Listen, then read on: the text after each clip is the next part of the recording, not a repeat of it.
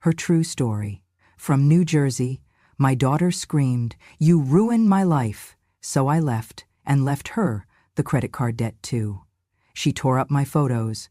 I froze her accounts. "You ruined my wedding. You ruined everything. You ruined my life. Shut up and get out of my wedding right now." They say weddings are supposed to be the happiest day of a woman's life. That day, my daughter's face was radiant, yes, but not because of joy. It was rage. I remember the exact sound. Not her voice, not the slap. It was the crash. The crystal vase toppling over, shattering into a million sharp shards against the polished floor of the ballroom. That sound. That was the sound of something breaking inside me. It happened so fast, but also, somehow, in slow motion. My hand had trembled a little as I reached to straighten the floral arrangement on the display table near the altar. It was a silly instinct. I always liked things to be symmetrical. But my arthritis, as usual, betrayed me. My fingers gave out. The vase wobbled, tipped, fell. Gasps echoed through the hall. Heads turned. Then Melissa, my only daughter, standing at the altar in her $10,000 gown, clutching a bouquet of white roses, snapped around like a whip. Her face twisted into something I didn't recognize. "You ruined my wedding. You ruined everything." Her heels clicked like gunshots on marble as she stormed toward me. I opened my mouth to apologize, to explain, but before a word left my lips, I felt the first slap. Sharp, quick. Her palm met my cheek with the fury of 20 years of resentment I never even knew she carried. And then the second came. Harder. My body jolted. I lost balance. My knees buckled. My hand hit the floor first, then my knee. A hot sting shot up my leg.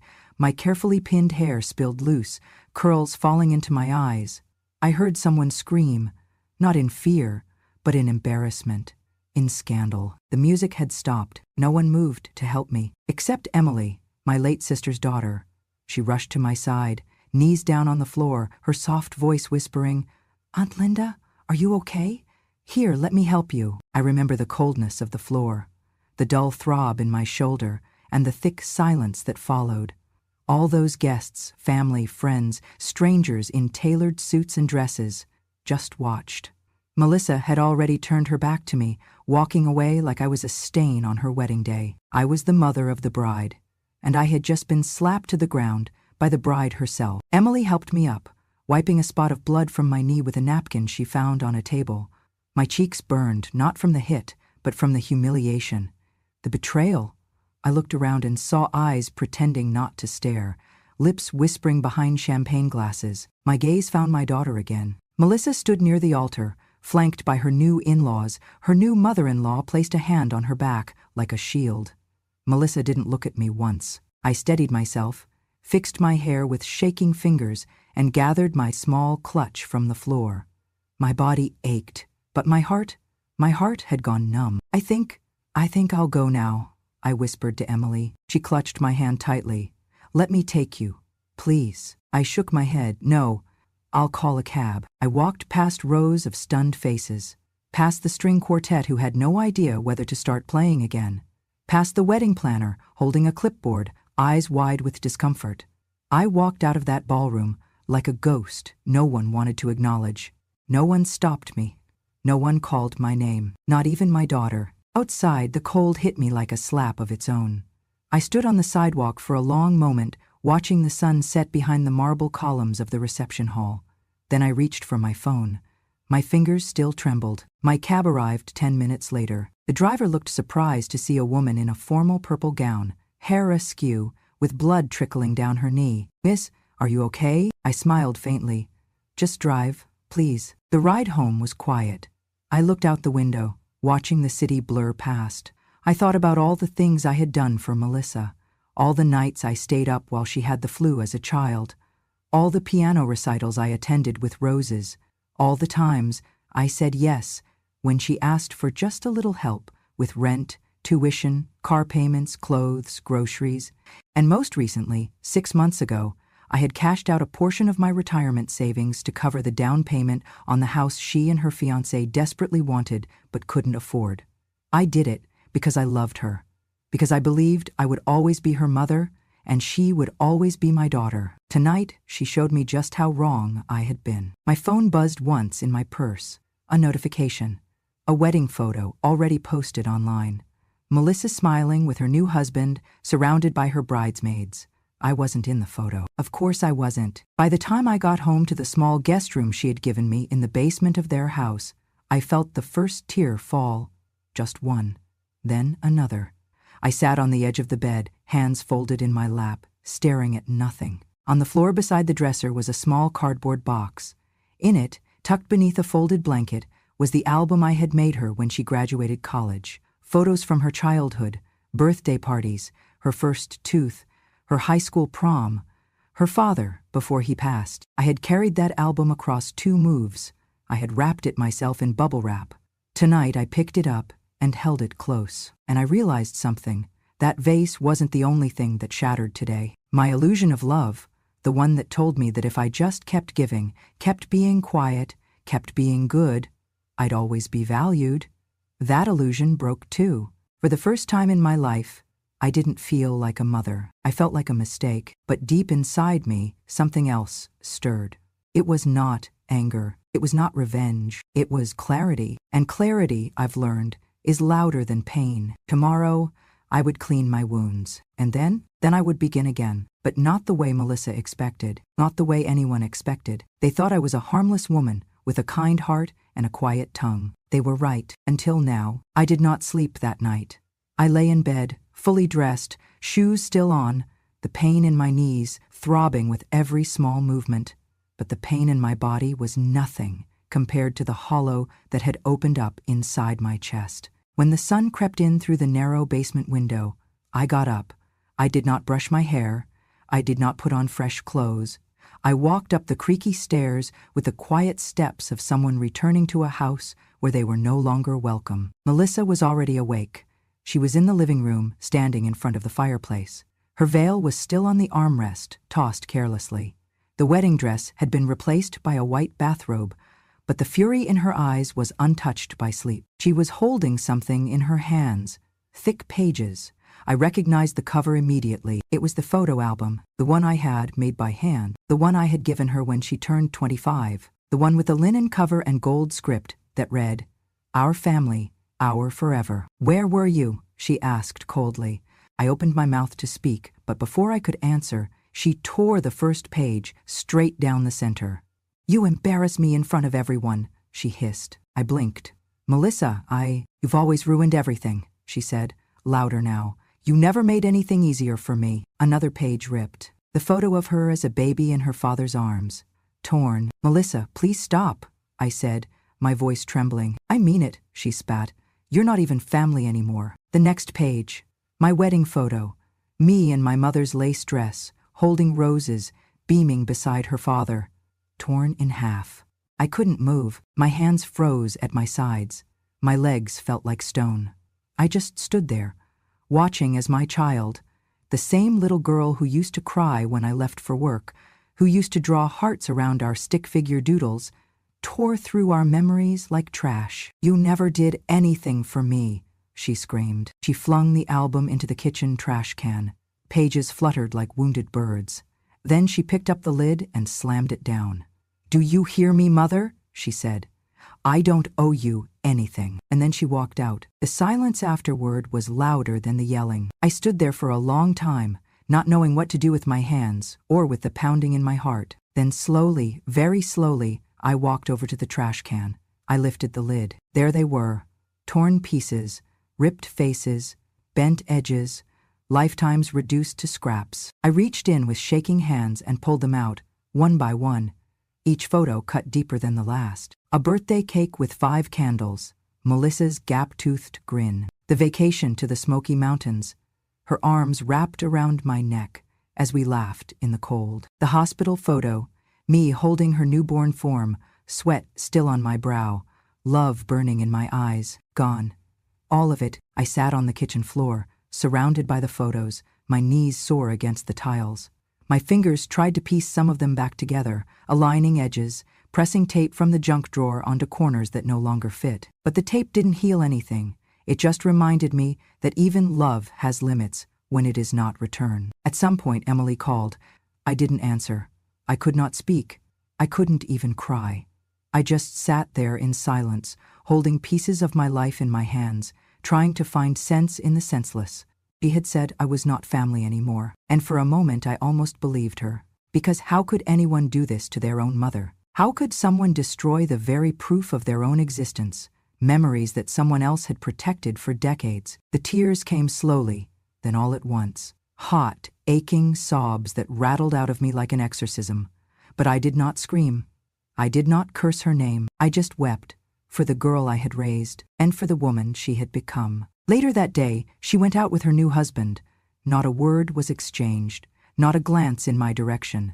I heard the door slam, and then nothing. Just the ticking of the wall clock, the sound of my breath, the ripping sound still playing over and over in my mind. I cleaned the floor. I folded the torn photos and placed them in a Ziploc bag. I hid it beneath my pillow that night. I do not know why.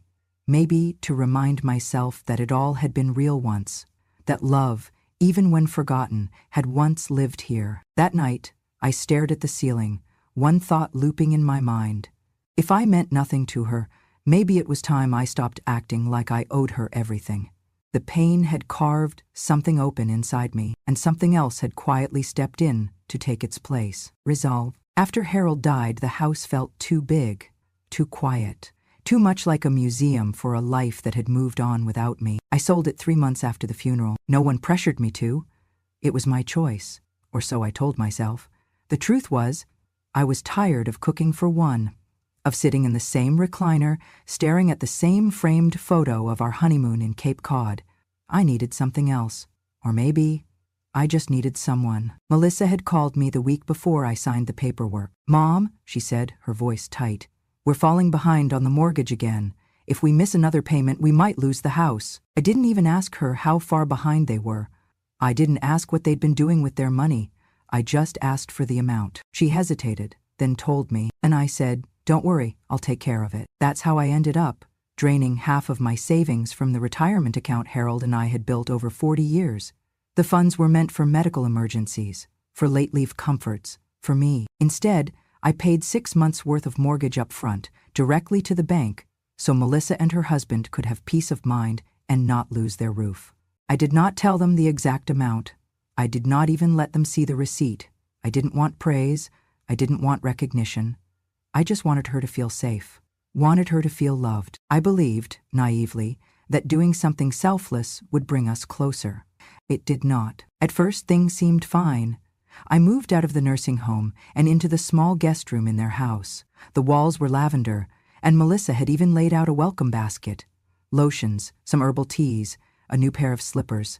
She hugged me when I arrived, kissed my cheek. For a few weeks, we had late-night talks.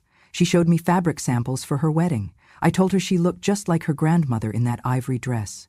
We laughed. It felt, briefly, like I had a home again. But something shifted. The closer we got to the wedding date, the more distant Melissa became. At first it was in the small ways.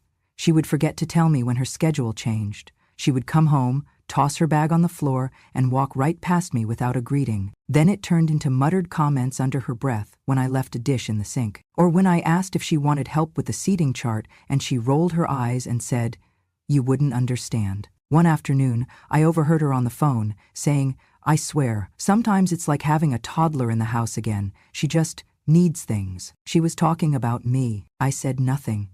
I made myself smaller. I cooked dinner and stayed out of sight. I cleaned up after their dog, even when it wasn't mine to clean. I folded their laundry while watching old black and white movies on mute. I did all this because I believed what I had told myself in the nursing home. Mothers endure. That's what we do, even when our hearts break, even when we are forgotten, even when love turns into a ledger of perceived inconveniences. The day before the wedding, I offered to go pick up the flower arrangements. She said no. I asked if she wanted me to steam her veil. She didn't answer. So I sat in my room and quietly packed away the lace handkerchief I had saved for her, the one my mother gave me on my wedding day.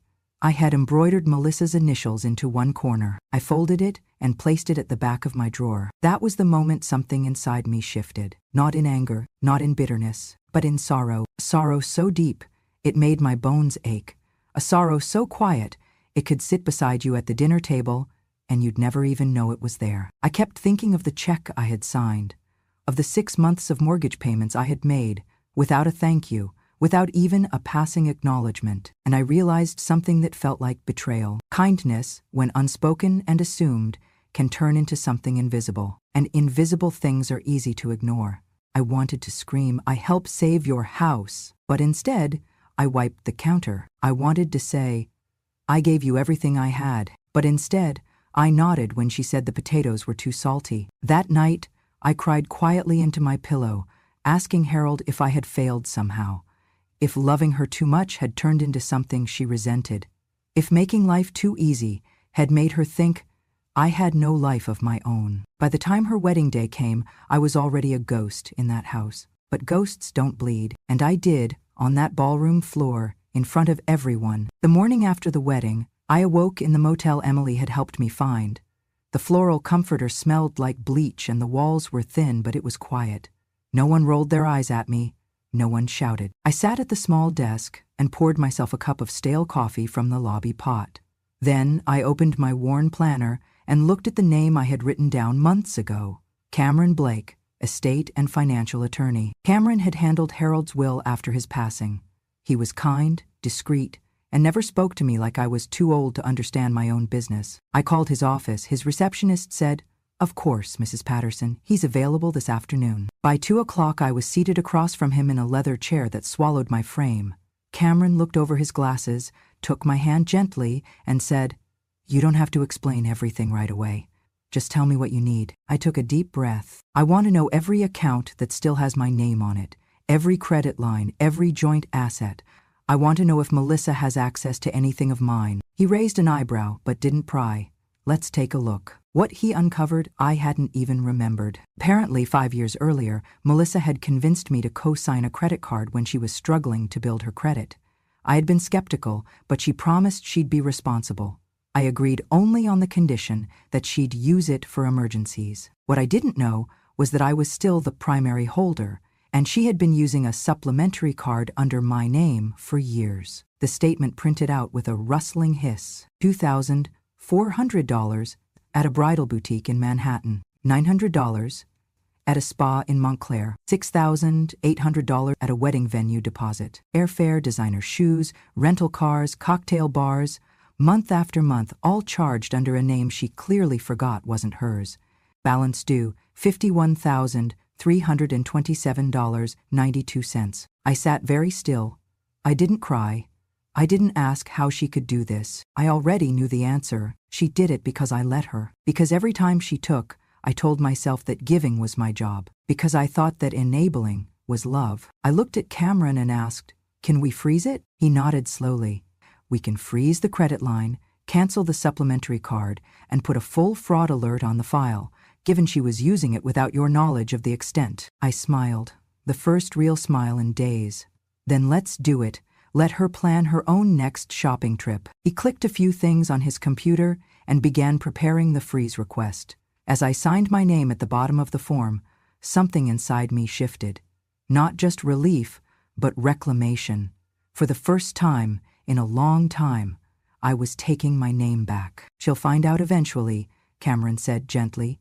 "She might not take it well." "I hope she doesn't," I replied, calm and unwavering. "Maybe then she'll finally feel something that isn't entitlement." He leaned back.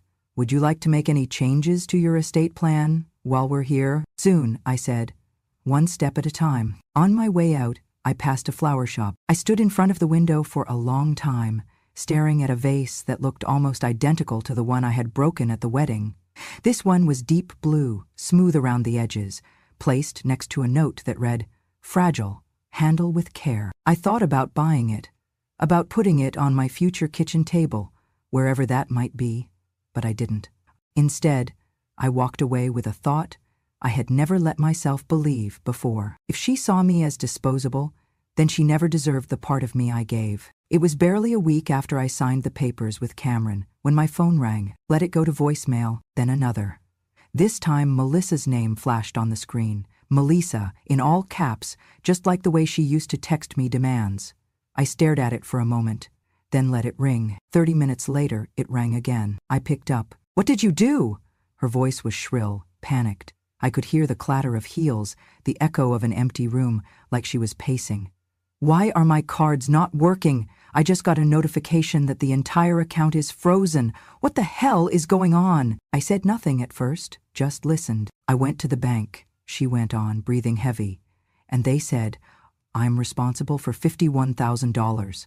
They said the credit line is no longer valid and I can't access anything.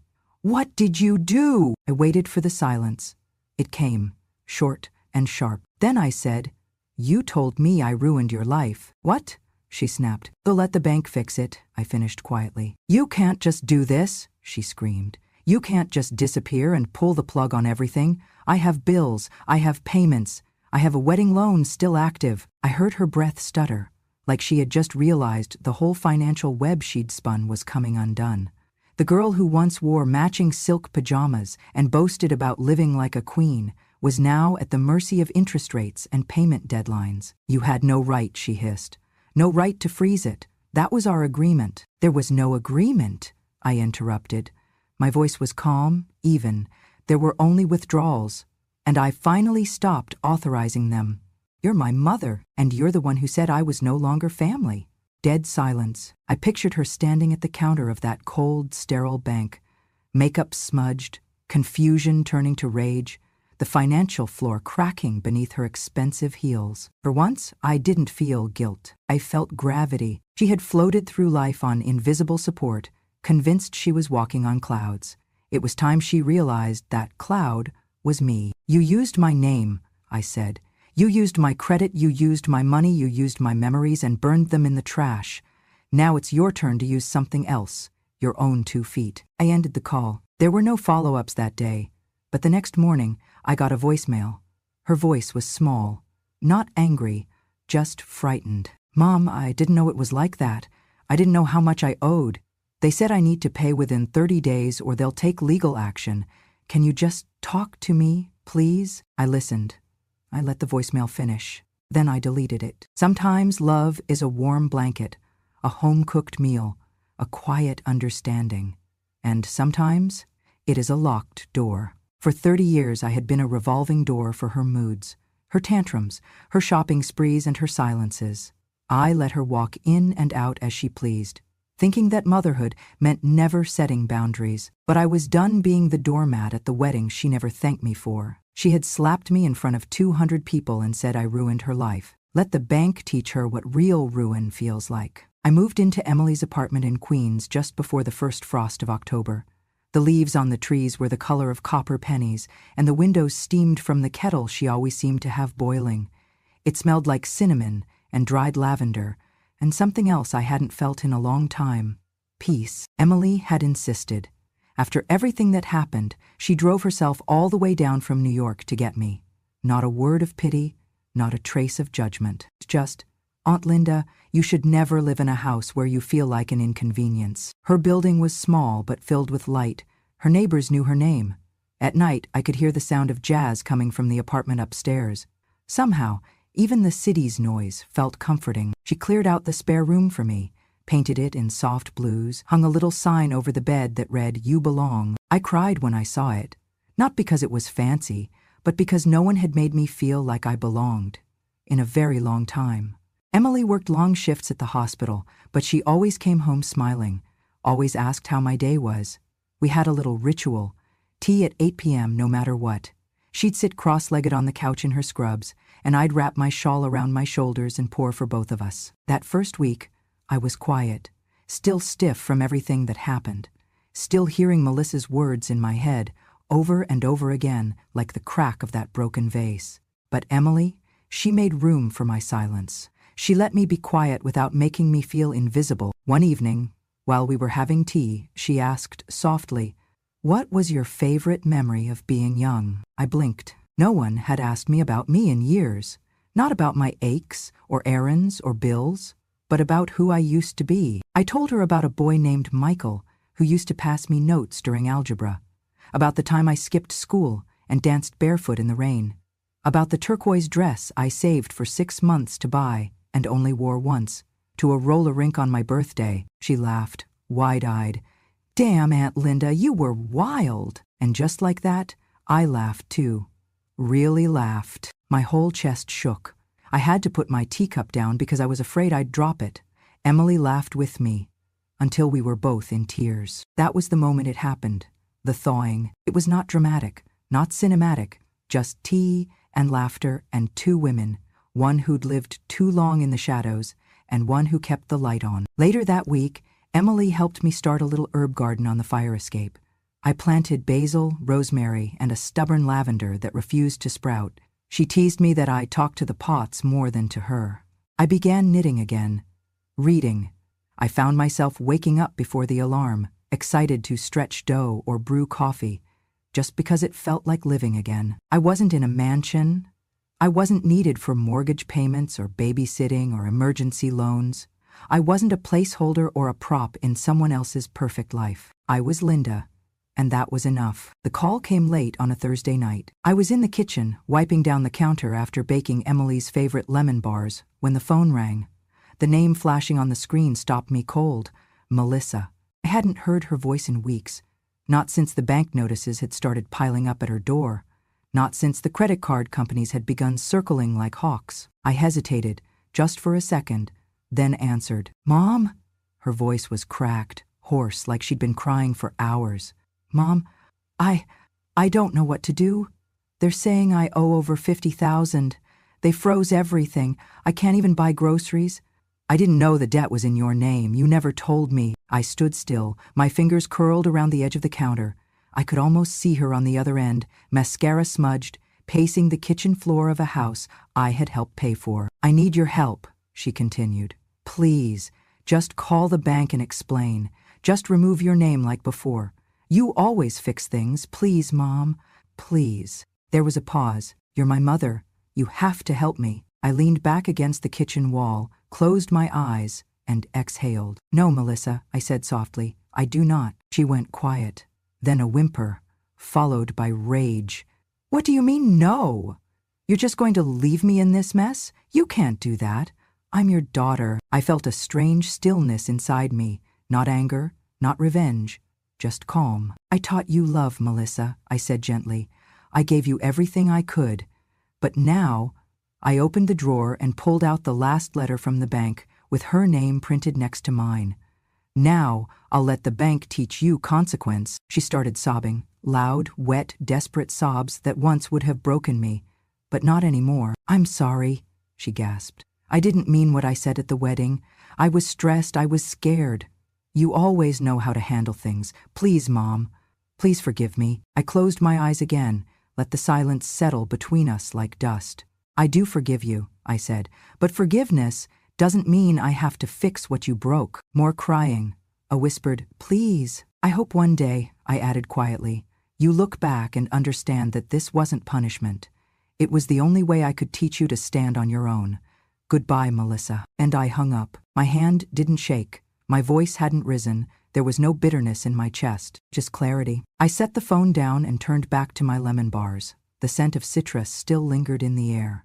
Emily was due home any minute. She'd walk in, tired from her shift, ask me how my day was, and listen when I answered. She wouldn't yell. She wouldn't ask for money. She wouldn't tear up my photos. She'd just sit across from me, sip her tea, and talk to me like I mattered. For the first time in a long, long while, I wasn't someone's emergency fund, someone's scapegoat, or someone's silent support beam. I was just a woman who had finally drawn the line between love and being used, and I wasn't crossing it again. I never thought I would stand at a podium again. Not at this age, not with these knees, but there I was, one Friday afternoon in the basement of the Ridgewood Public Library, surrounded by folding chairs and the hum of a too-old air conditioner. The room was filled mostly with women. Many wore cardigans even in the spring warmth, their hands folded on their laps or wrapped around paper cups of weak coffee. Some sat next to daughters, most did not. The sign behind me read, "Elder Voices, Real Stories of Resilience." I adjusted the microphone. My voice came out softer than I expected, but clear. "My name is Linda," I began, "and I used to believe that being a mother meant..." A hush fell. They leaned in, not with pity, but with recognition. I told them everything. How I had left the assisted living home to help my daughter. How I paid 6 months of her mortgage from my own savings. how I lived in her house, cooked her meals, folded her laundry, and how on the most expensive day of her life, dressed in white lace and diamonds, she slapped me to the ground and told me I ruined everything. I watched as women dabbed at their eyes with tissues. One woman let her coffee go cold in her lap. Another reached for the hand of the lady beside her. I told them about the torn photographs, about standing in the driveway, watching my own wedding picture drift in the wind like trash, about the silence that followed me around that house, the way I learned to walk quieter, ask for less, make myself smaller. Then I told them about the accounts, the debt, the law firm, and the moment I said enough, I did not say it with rage. I did not say it with revenge. I said it with a quiet that echoed more loudly than any scream I could have mustered. I froze her credit cards, I said simply. I stopped shielding her from herself, and I left. There was a beat of silence. Then, as if on cue, someone in the back whispered, "Good." A few women clapped, quietly at first. Then others joined. Some nodded, some smiled through tears. No one asked me to apologize. One woman in a lavender blouse raised her hand. "How did you know it was time to leave?" I looked at her. Her eyes were full of something I knew too well. Guilt, the kind women carry like a second spine. "I did not know," I said honestly. "I just knew I couldn't keep staying." There were no follow-up questions, no lectures, just a silence full of understanding. I ended with one final sentence. It was not rehearsed, it just came. "Forgiveness is optional," I said, my voice steady. "Dignity is not." They wrote it down. Every word. I saw it scribbled into notebooks, tapped into phones, whispered to one another as they left. Some of them came up to me afterward, clutching my hands like lifelines. One woman hugged me tightly and said, "You gave me the courage to finally move out of my son's basement." Another whispered, "I thought it was just me." It was never just us. That was the lie. I walked out of the library into the late afternoon sun, and there they were.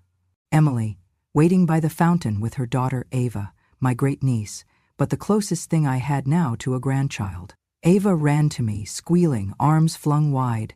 I scooped her up and kissed the top of her curly head. Emily raised her phone. "Smile, Aunt Linda," she said. And I did. Not the polite smile, not the brave smile I used to wear like armor. This one came from somewhere deeper, somewhere I had thought long buried beneath guilt and silence and broken glass. We stood together, 3 generations, the library behind us and the whole rest of the evening ahead. As the camera clicked, I thought about the photos that had been torn apart, burned, erased, and I thought, they burned my photos, but they never burned my worth. I am not a bank account. I am not a burden. I am not a ghost in someone else's house. I am Linda, and I am finally home. She was slapped in public, humiliated at her own daughter's wedding.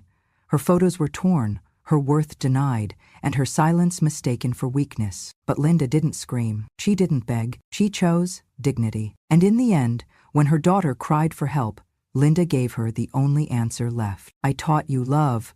Now I'll let the bank teach you consequence." This is not just a story about money or even betrayal. It's about every woman who gave too much. Every mother who stayed quiet. Every grandmother who was told she no longer mattered. They burned her memories, but they couldn't burn her value, because self-worth is not written in thank you notes or family titles. It's written in how you rise when the world says sit down. Linda's story, like so many others we share on this channel, is a reminder that forgiveness is a choice. But dignity? Dignity is a right. At Grandma True Stories, we believe that silence should not be the end of anyone's story. Not after everything they've survived. Not after everything they've given. If this story moved you, if you saw your own mother, your grandmother, or even yourself in Linda's voice, then don't let her story disappear into the algorithm. Click subscribe, hit the bell, share this with someone who needs to remember. They still matter. Because here, we don't just tell stories. We give the mic back to the people who were told to stay quiet. And we say, loud and clear, revenge has no expiration date, neither does your worth. This is Grandma True Stories, where the forgotten finally speak.